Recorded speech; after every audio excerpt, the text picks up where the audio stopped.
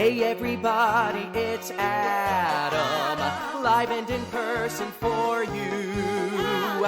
Hey everybody, it's Adam, wonder who he'll interview. Call me Adam.com. Hey everyone, it's Adam, and today I am so excited to be catching up with my entertainment idol, fellow Long Islander and Queens girl, actress Nancy McKeon, who is about to kick off the return of Michael Griffo's hit off-Broadway play, Pen Pals. Nancy is a mother's gift, went to high school USA and got poison ivy with Michael J. Fox, and of course, she continues to teach us about the facts of life. And for those of you who don't know me, my name is Adam Rothenberg, and for the past 16 years, I have been going behind the scenes with artists and celebrities from the world of film, television, theater, and music. With over 2,200 interviews under my belt, I make my guests feel comfortable and at ease, allowing them to talk about life behind the curtain. So without further ado, let's take the good and take the bad and take them both right into this interview. And please welcome back the one, the only, Nancy McKeon. Hi, Nancy.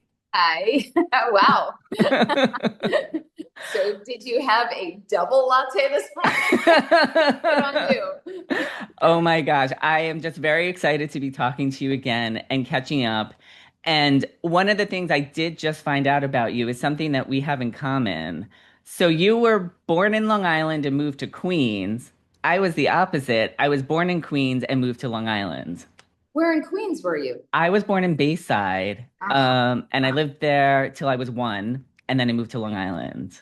Okay, so there it continues because I was born Long Island Jewish. We lived in Westbury, and then we moved when I was 1 to Forest Hills. Oh my gosh. And I was born at Long Island Jewish as well.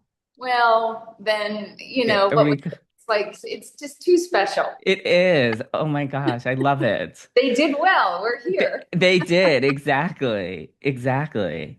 And now you are coming back into Pen Pals, Michael Griffo's hit off-Broadway play, which you starred in last year in 2024 and in the original New Jersey run of the show. So, since you have been with the show for so long, how do you feel this play has elevated you as an actress? Oh gosh, I think that's on a nightly basis because live theater is incredible. There's always something new, something that you learn with each performance. And the wonderful thing I'm just loving about doing theater in this process, much like when we shot the show, my original show, Facts, in front of a live audience, the audience energy really does inform you and it informs the pace of the show as well. So it's really this wonderful collaboration with everybody who's coming to see the show and then what in this case Gail Winnar was the original actress in New Jersey, and I got the privilege of doing a couple of special shows in New York. So the two of us are going to be reunited and together again for this 2-week opening, which it's such my privilege. She's an amazing actress. And I just learned something not only from her, but from this process every day. It's really fun. It's obviously we're doing the same show, whereas on Facts of Life, it was a different show each week in front of an audience. We're doing the exact same show, but it does shift a little bit every performance, because sometimes the audience is really vibrant and there and laughing. Sometimes they are connected more to the emotional aspects of the show. And it's just different every day. So I'm learning something new every single day. And I love that because there's nothing better, and what a gift to be able to go to work and continue to learn after so many years of being here, being around. Yes. Well, speaking of that, I did get to see you in Pen Pals during the 2024 run of the show. So how do you feel that experience will now inform acting decisions you make in this run that you weren't aware of initially? Gosh. Well, it's had time to kind of sit over the last little while and percolate. And so that's always good. It kind of you kind of inhabit it a little bit differently. Mhm. And there've been small changes that Michael Griffo, our wonderful author, has made for this run to kind of really lock it in, as it were, to really make that the final version, one that, can be licensed, and it could be great in it for theater groups and in small towns. It's a wonderful play that way, and it hits all the right notes for smaller venues. I think it's intimate in that way, but it's just incorporating just a few of the new ideas that he wanted to really hit upon, and kind of getting a new flow with that. That'll be kind of interesting and fun, and hopefully people will like that. So it's just a few things, a little more historical, just to kind of keep the timeline, which I think is terrific. This friendship took place over 5 decades.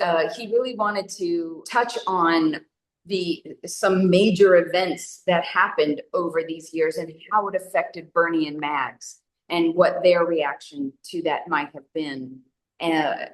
From what happened in the world to their personal story that we're really watching. So I really appreciate that, because it really does open it up a little bit more.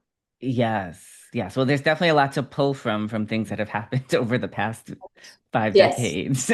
Absolutely. So you'll see it. Yes. Now, in the months between productions, what have you missed most about Bernie?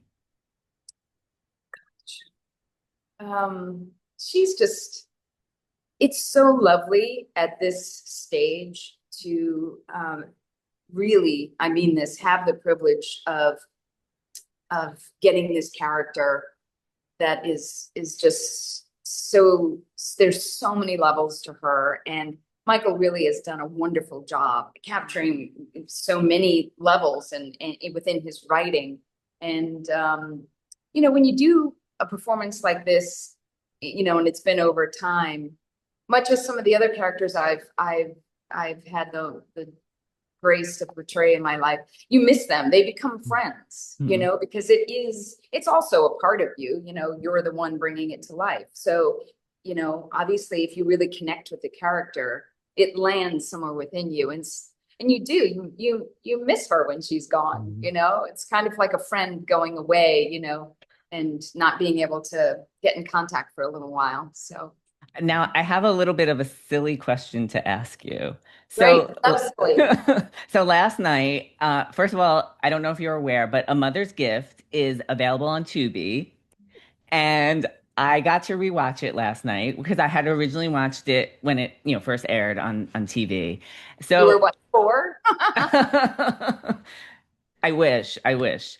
Um, and there is a scene where your character Margaret is writing a letter to her fiance. He went away to medical school, and so I'm just wondering if in preparing for Bernie, did you think back to that time when you were filming and you were writing those letters and you had to inhabit a similar thing, because there you were writing a letter to your fiance who went away, and in Pen Pals you're writing to Mads who's overseas. I just think you are an incredible human being, because the God's honest truth is I don't remember too many things about that movie. I haven't seen it or thought about it in a long time, except for the fact that that is the movie I met my husband on.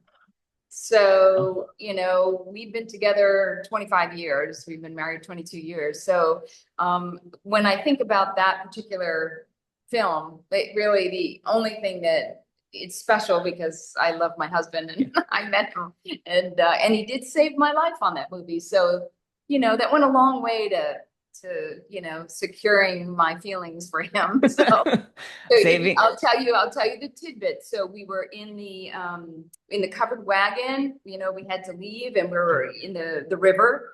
And it goes over, and the pearls. Okay. So those costumes, those beautiful costumes, our costume designer wanted to make them very authentic. And so I had on the corset and the bustle. I had about 6 layers on.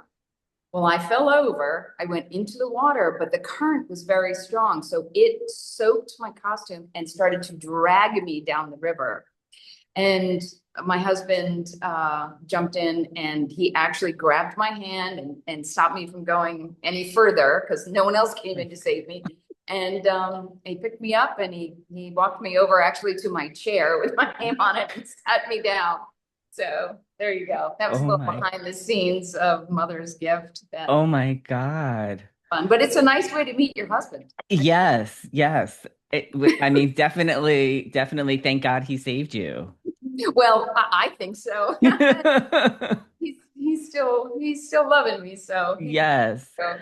Yes. Well, that actually does lead to a question I had for later in the interview, but I'm just going to ask it now because of that scene where and just so everybody understands, the pearls that are in that luggage that are floating away in the river mean so much to your character because they were Yeah. given to you by your character's mother.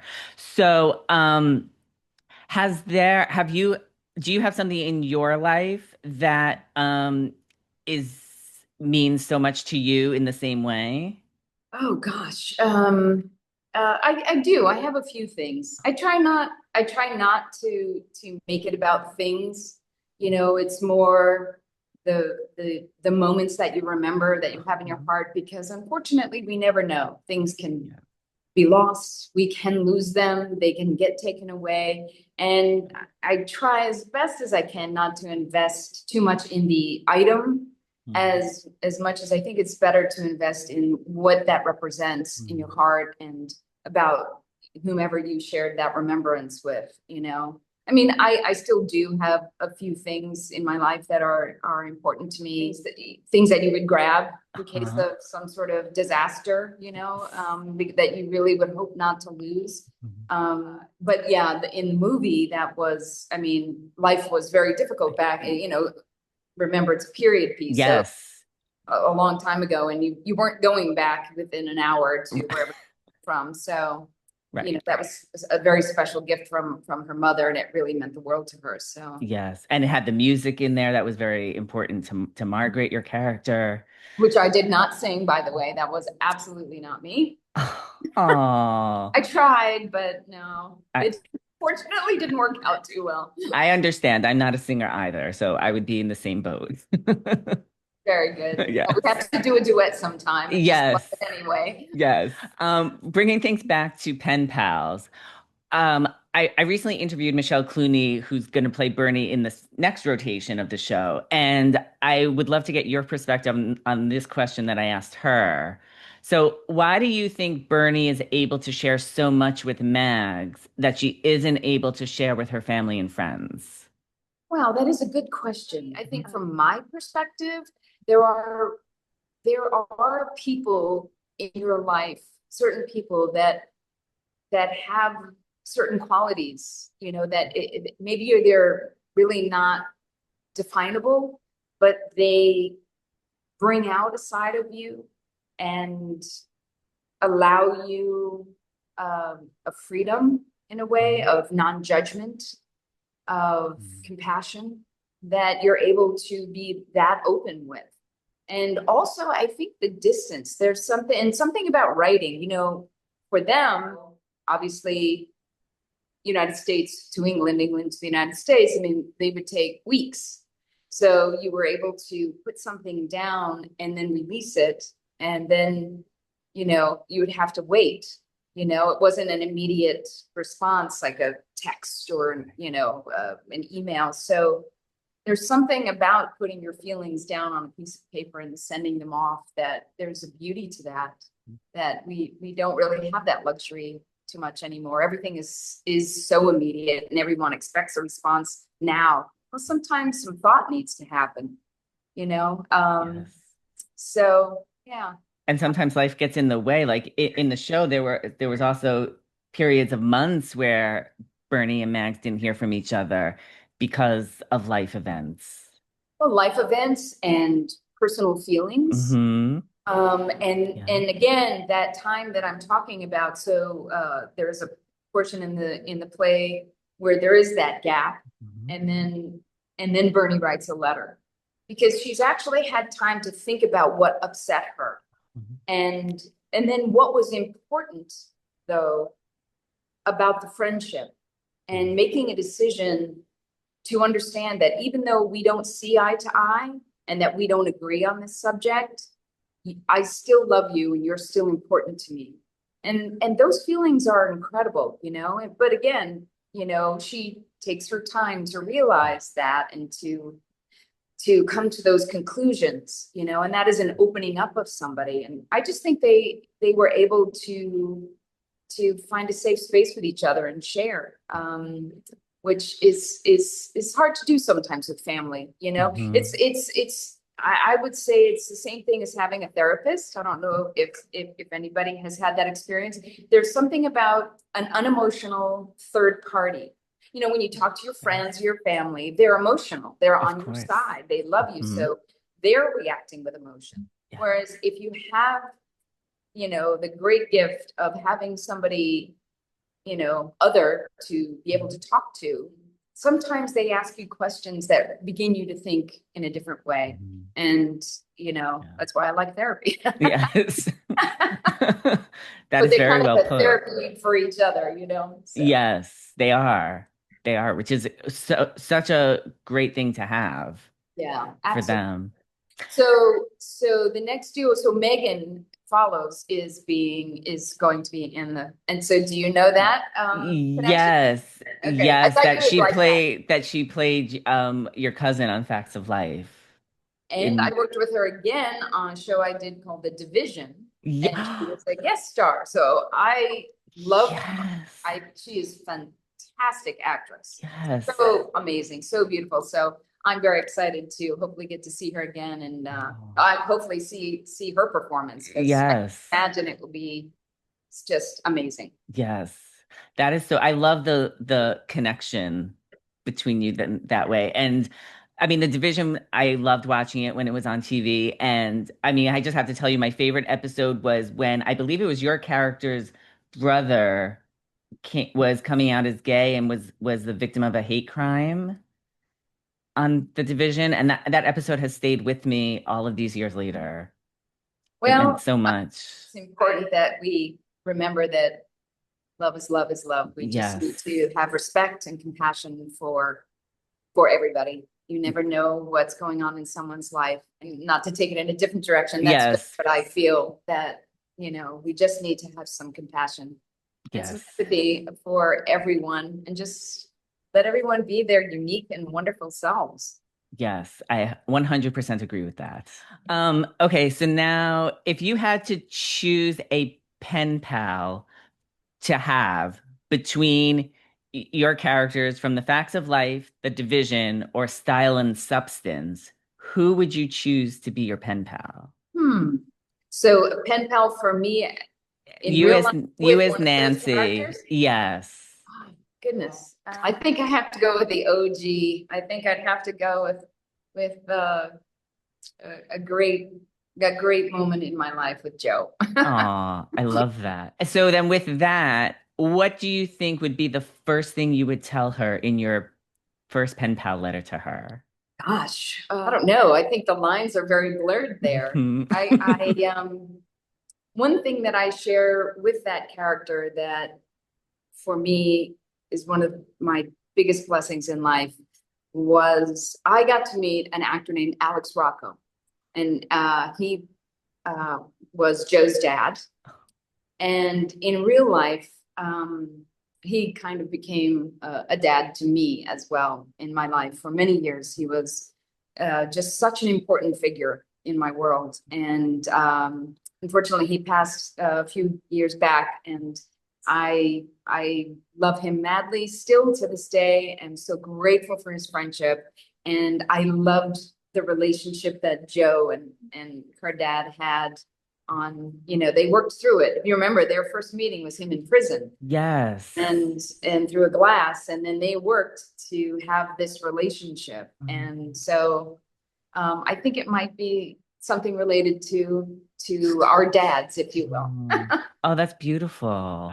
There were a few things that came up for me during a mother's gift last night that I would love to play with too, to find out a little bit more about you. So in the movie, there's a scene you go with your husband to you're going to basically a new land, and you kind of have to leave behind some of your hopes and dreams. So your character had to leave behind some of her hopes and dreams. So has there ever been a time when you had to leave behind some of your hopes and dreams to pursue something different or new? Well, I don't think so. I think they come with you. I think unless it's something, specific that can't move, I think that you have to kind of carry those things along with you.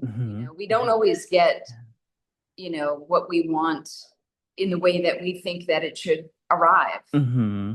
We have to be open enough, I think, to meet it as it is going to come to you, in whatever form that is. Yes.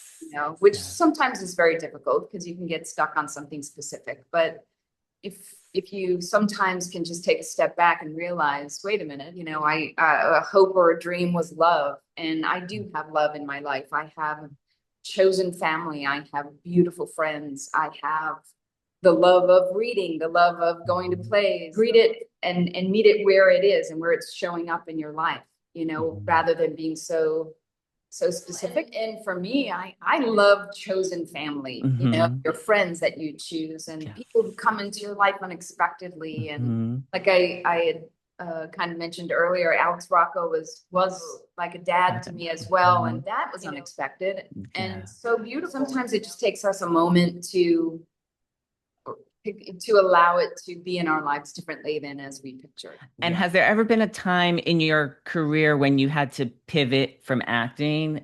Not pivot. I decided to take kind of a little break because I wanted to raise my kids and be with them. I waited a long time to have a family, and it's such a gift to be able to be with your kids. It was truly a gift. And so I took that time away. I've been just incredibly fortunate enough to make a living as an actor my whole life. And I'm grateful every day for that. But I didn't want to not be present for them because I really wanted to have kids and be a mom. And so I wanted to step back. When you're an actor, it's a lot about you. Yes. And with kids, it's got to be a lot about them. Yes. So I'm grateful that I was able to. I know that is a privilege, and I'm grateful that I was able to have those moments away, to be able to be fully present. I realize that is a gift, so I don't take it for granted at all. Yeah. And for somebody else out there who had to take a step back from, let's say, from their career too, what was it like to then come back to the world of acting? Well, the world is a very different place. Because when I stepped away, there was no social media, and now there is. That's a change. I think be kind with yourself and be patient, and just understand that you will never miss out on anything that's meant to be yours. It will find you somehow, some way. And sometimes we just have to breathe and have some patience. I've had to do a lot of breathing and a lot of patience, and that's okay. That's good. Well, I am going to start wrapping things up because we do have to go. So when you stepped away from acting to raise your kids, coming back now, do you feel that time away has made you choose roles differently or audition for projects differently than maybe when you were first in your career? Oh, definitely. I think that as we grow and as we mature and as we age, your life experiences definitely inform you in all kinds of different ways, than 25 years ago, 30 years ago, 40 years ago. And that's wonderful because I think you just have more to bring to whatever hopefully comes your way. You have a lot more in the tank, and you have to do that since we are kind of mirroring world and people. You need to have all of these different experiences in your tool bag to be able to understand and to take from. So feel very grateful that throughout I've been able to kind of have these characters where they grew me and hopefully I grew them as we went along. And it's very special to be able to do that. And I'm grateful for it. Well, we are very grateful that you took the time out of your busy schedule to come and talk to me again today. Thank you so much.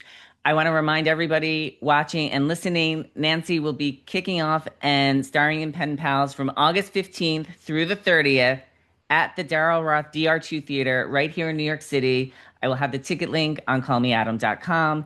And I am just so grateful for your time today, Nancy, and thank you for wanting to talk to me again. Oh, you're a doll. Thanks so much, Adam. I really appreciate you. And I hope you have a great day. Thank you. You too. See you Okay. soon.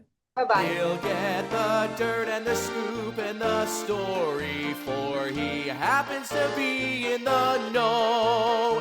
Just ask anybody who's had 'em. Adam lives for the business of show. Call me Adam.com.